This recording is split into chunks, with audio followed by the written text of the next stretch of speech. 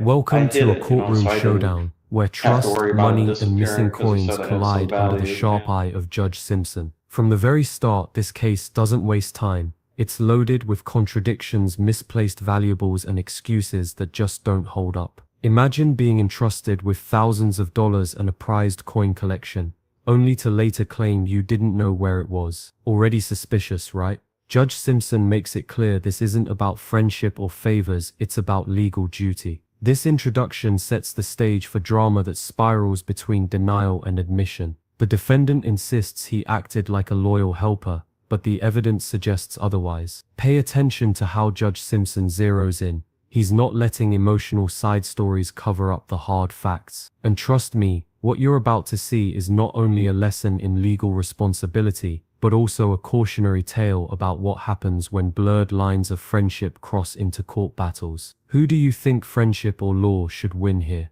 Let's dive in.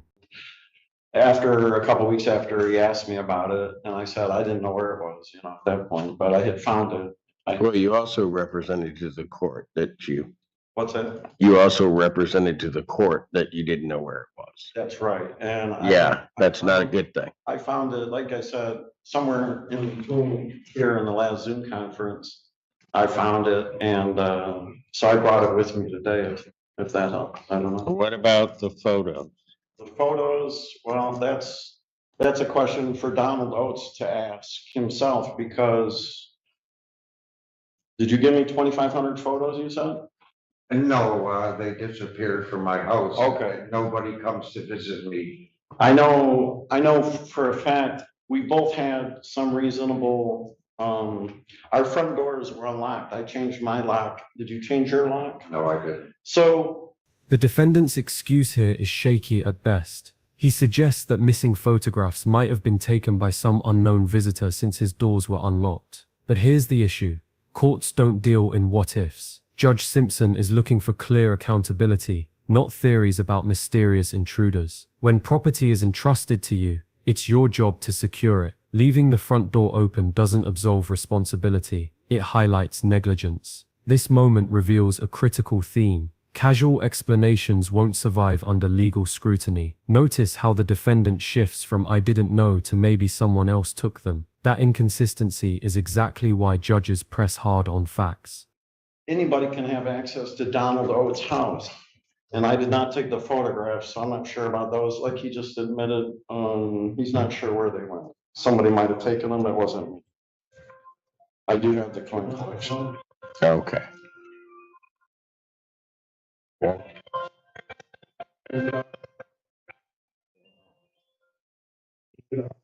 All right. What about the $3,500? Yeah, my money is, I live on Medicaid and food stamps myself, so I had just gotten new teeth, and it was like several $1,000s, and I had to pay, I don't know, probably $3,000 or $4,000 out of my pocket. I used the extra money that I had for that. Use what extra money? His money? The money that he gave me, yeah. Well, we met, I don't know, a dozen, two Hold dozen on, times. hold on a second. Hold on a second. When you say it's the money he gave you, This was the money to secure me as a last will and testament person in case he did die. right? And then And for some the reason- important word in that is in case he did, Well, and he did not. right. So you need to return that. This is where Judge Simpson drops the hammer.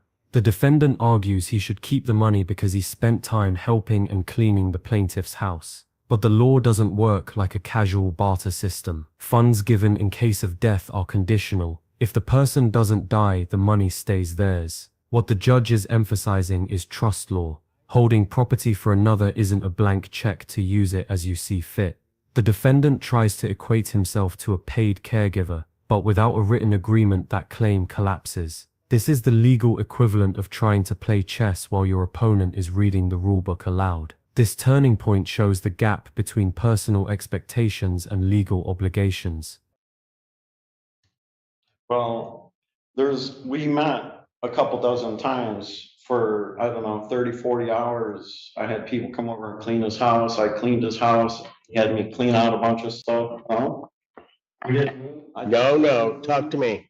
So I brought him food. We discussed what he would like for me to do in case he passed away. So whatever money he gave me, some of that should be probably No, figured out. no, no, no, no, no, no, no, no, no, no, no, no. You can't.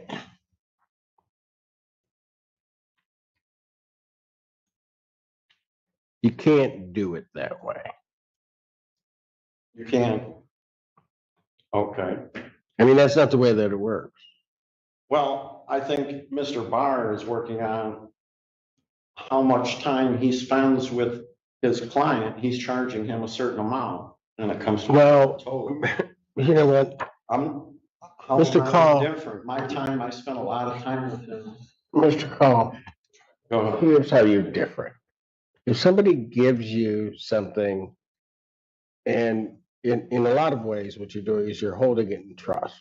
Judge Simpson makes the concept crystal clear. This is trust property, not a gift. The defendant's attempt to reframe it as compensation fails here. The legal principle is simple. Conditional transfers must revert if the condition isn't met. This is a cornerstone of contract and estate law. But what's fascinating is how the defendant reacts. Instead of addressing the legal logic, he doubles down with personal justifications, like food deliveries and friendship duties. This shows the human side of courtroom drama. People often conflate moral feelings with enforceable law. Simpson's tone is almost surgical, stripping away emotion to reveal the bare facts.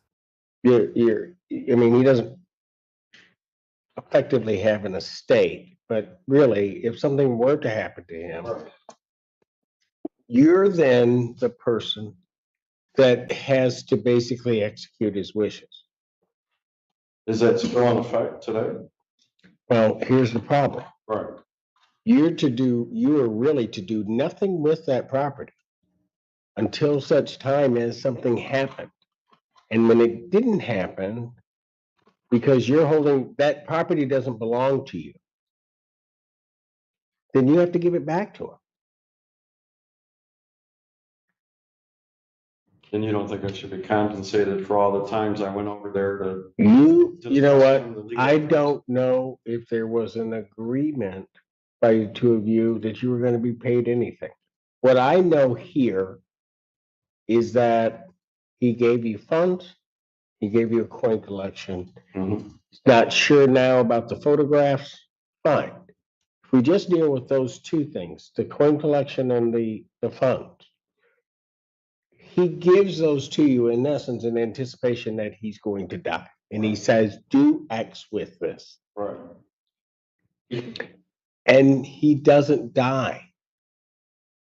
But you're holding it, as I said, just in trust. You are really to do nothing with that property until such time as basically what would be the condition precedent happens. And it doesn't happen. Well, as time went by, Don Oates discussed with me, he, come over, I'll pay you a certain amount. He paid other people that I set up to come over there and help clean his house. Mr. Call. Okay. Mr. Call. You don't think I should be compensated? I disagree with you, but you're the judge, so. It's not a question. I don't have that before me. But any compensation for you. That's not what's before me. Either raised by you and certainly not raised by the plaintiff.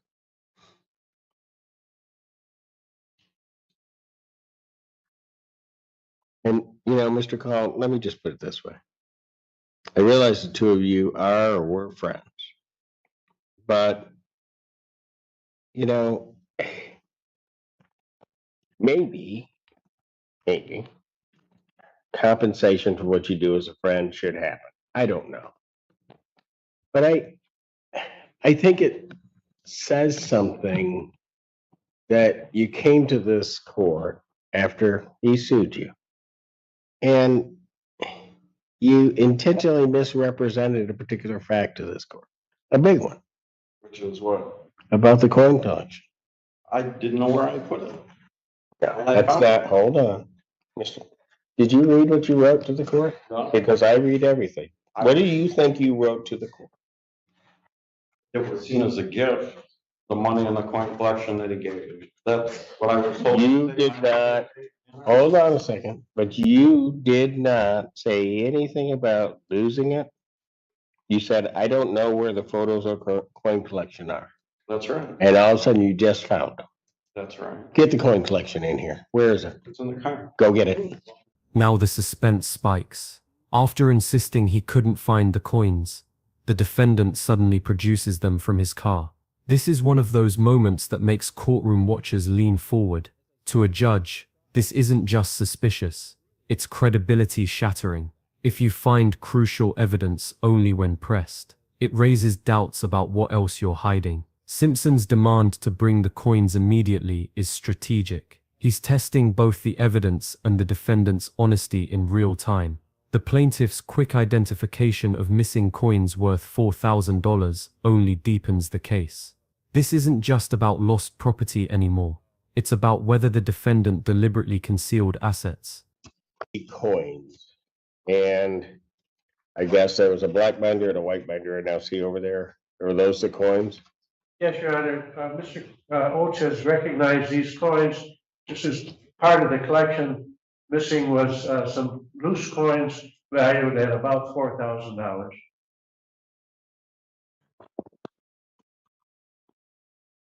Same as the photos, Your Honor.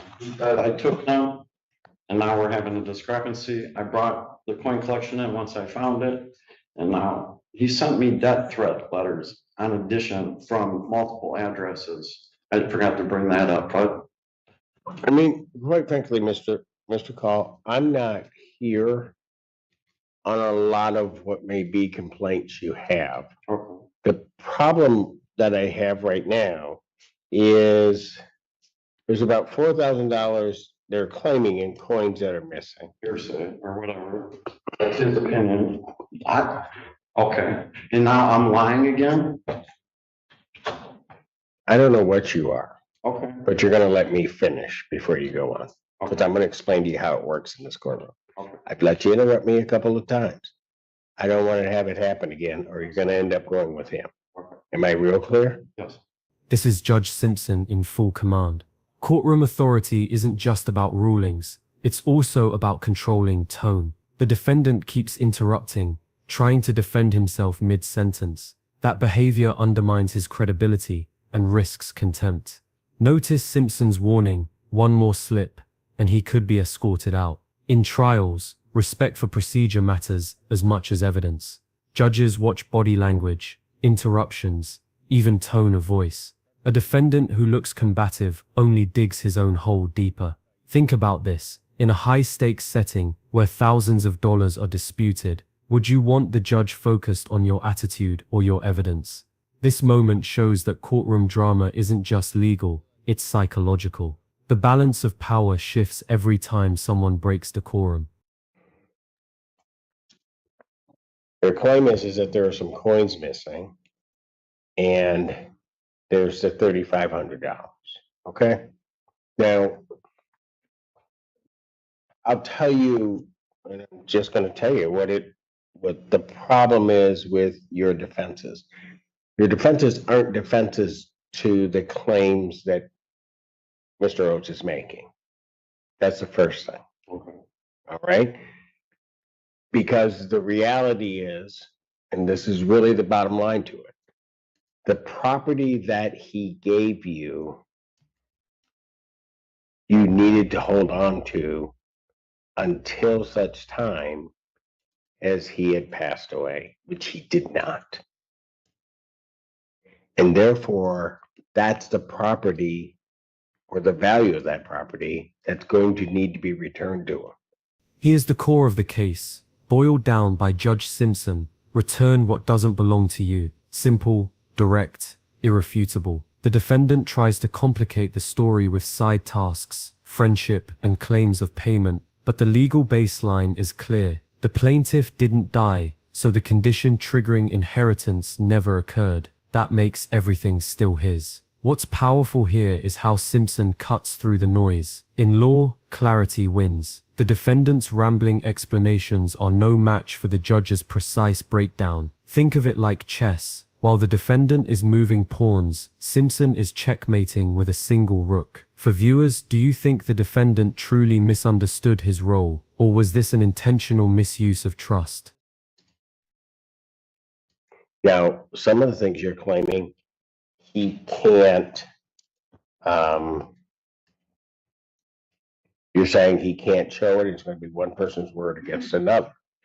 This is where the other thing that you've done to this court comes in, and you need to think about this. One of the things is that you didn't, in the answer, is really you signing, verifying that the information you're providing to the court is true, isn't true. And you need to think about that. Which exactly detail am I talking about, Your Honor? Do not know where the photos or coin collection are. That's clearly not true because you know where the coin collections are because you brought part of it back.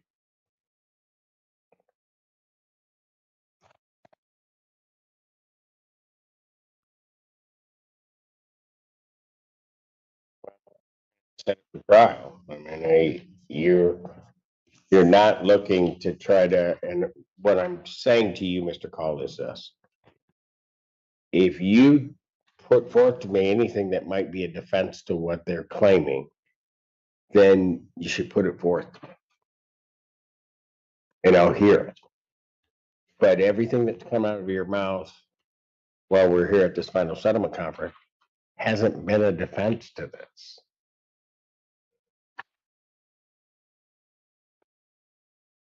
That's the problem.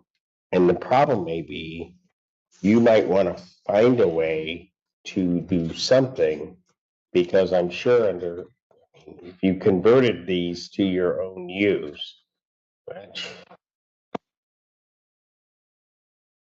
going to be part of the problem, you're going to be looking at near treble damages.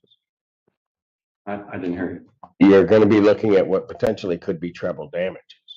This warning is massive. Treble damages mean triple the loss, so $7,500 suddenly becomes $22,500. Why? Because courts punish conversion, the wrongful use of someone else's property. This isn't just repayment, it's penalty. Simpson is sending a clear message: misuse entrusted property, and the court won't just balance the scales, it will tilt them against you. That's how the system discourages dishonesty. Watch how the defendant reacts. He looks blindsided, almost speechless. It's one of the few times he isn't quick with excuses. This part is critical for viewers who think borrowing or using someone else's money is harmless. Legally, it can multiply into financial devastation. Here's a question: should penalties be this severe, or does it sometimes push struggling defendants further into ruin? Under the conversion statutes. Okay. All right. Which means all of a sudden a $3,500 claim becomes a 10,000 plus or whatever claim. All right. Yeah, go ahead. There was only 2 books, Your Honor. If there was more that's worth $3,000 or $4,000, I just want somebody to explain to me where it went to.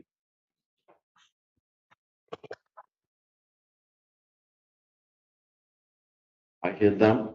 I found them after the fact. When he wanted them back, I brought them into the court. I tried to do everything I could to help him. But here I am.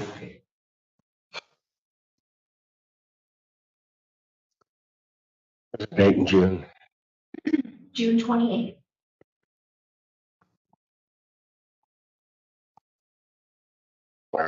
So here's what I'm going to do.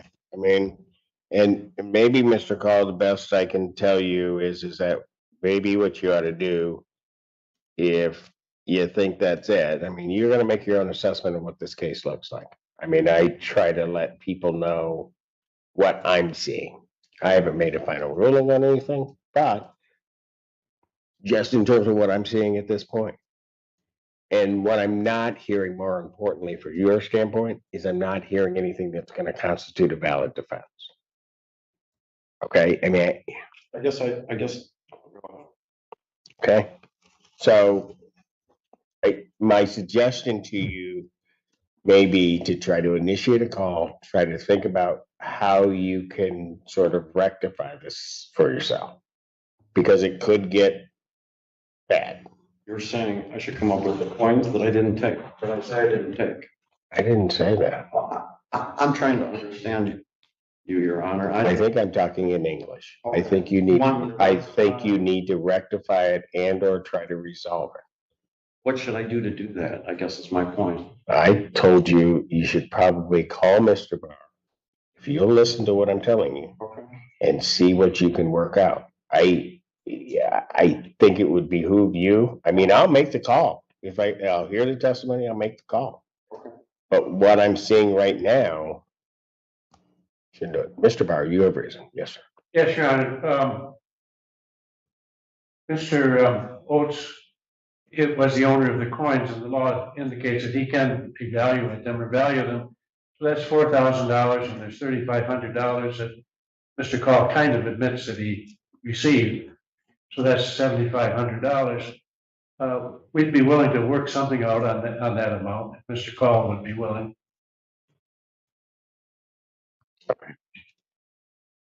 What do you think? Okay, let me just place it in context for you, okay?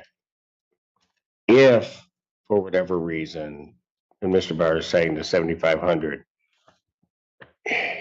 if for whatever reason this went to a treble damages in terms of conversion, you're gonna have a problem because that number now goes threefold. Okay, so, and I'm telling you that so that you can see what's a sort of could potentially be on the other side of that. This is where Simpson pivots from judgment to strategy. He's essentially saying settle now or risk financial ruin later. The $7,500 settlement suddenly looks like the defendant's best option. Courts often encourage settlements to avoid costly trials, but here it's also about practicality. The evidence, the inconsistencies, and the defendant's credibility issues all stack against him. Notice the defendant's hesitation. He doesn't like admitting fault, but the math is unavoidable. Simpson frames it not as kindness but as cold reality. Settle or pay triple. This is legal negotiation at its rawest. Viewers, imagine yourself here. Do you swallow your pride and settle, or gamble on trial knowing the odds are stacked? Okay, yeah. I'm almost at a total loss of words because of the things that Don Oates has said that I've done or didn't do. It's always been me and him alone.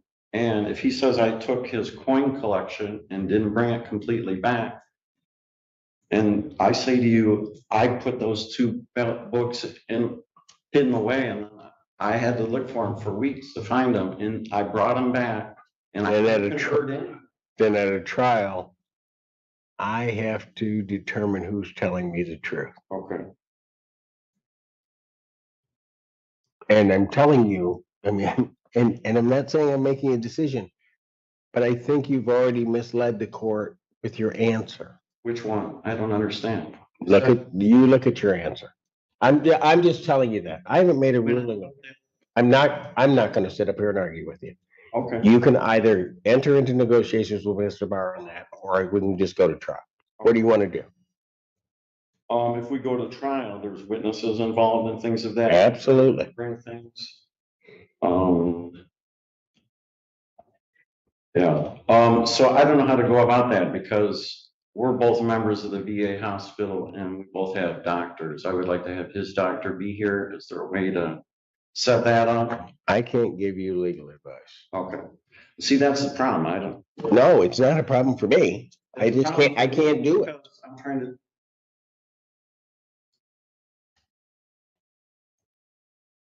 Well, I won't be helping nobody again, I guess, after. Well, that's your business. Tell me what you want me to do. Do you want to try to negotiate and work something out regarding the 7,500? Or do you want me just to set it for trial?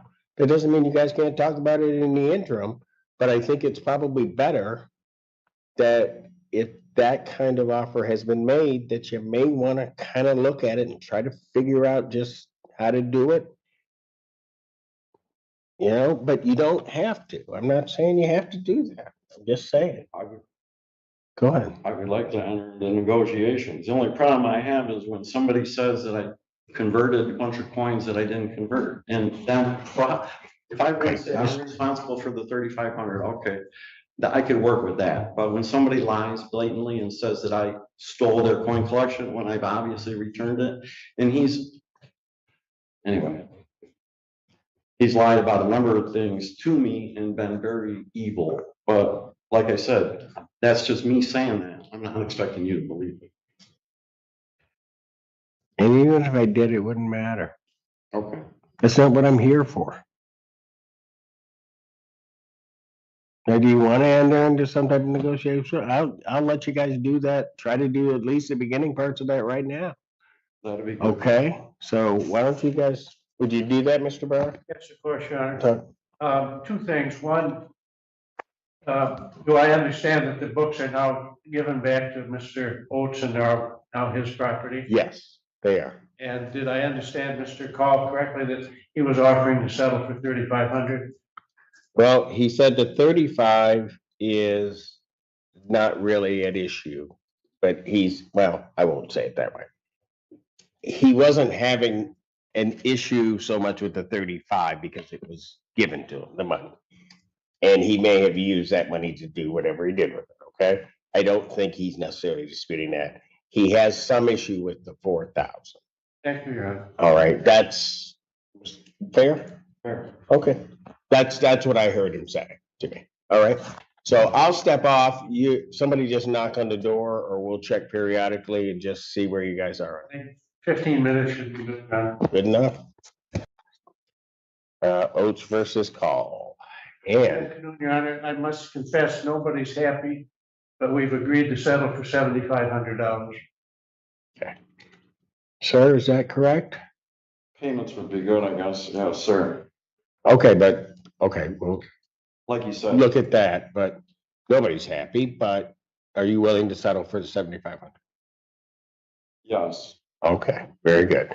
All right, now, how's that? In what form are you going to do this? By way of a judgment? $7,500 okay with you? Yes, it is. Okay. Okay, What I would advise, or what I would suggest, Your Honor, is that we enter a consent judgment. Mr. Call has indicated he may need payment terms, and we can try and work that out. okay, all right. If that's good with the court. That work with you? All right. So And here's the resolution, $7,500 settlement. Nobody's happy, but both sides avoid the risk of treble damages and extended litigation. Judge Simpson's steady hand guided this from chaos to closure. This ending carries a bigger lesson in civil disputes. The courtroom isn't about who tells the better story, it's about who can meet the legal standard of proof.